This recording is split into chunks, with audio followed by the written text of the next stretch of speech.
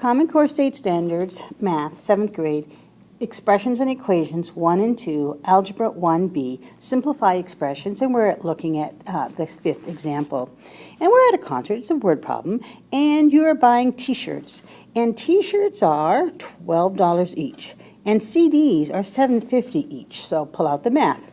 They each bought the same number. So they each either bought 6 t-shirts or 6 CDs, but I don't know what the number is.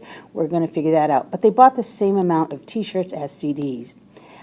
They want you to write an expression in simplest form that represents the total amount spent. So let's say X equals, that's a variable. You can use any variable.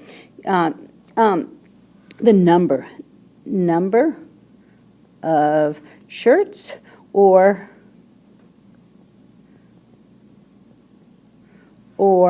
CDs. Okay, so we have the shirts cost 12. We don't know what number it is, so we're going to say that.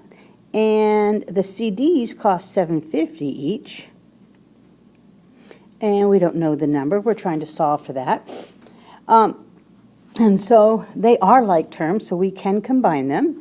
And so we're going to combine them because they both have x's. And 12x plus 750x is 1950x.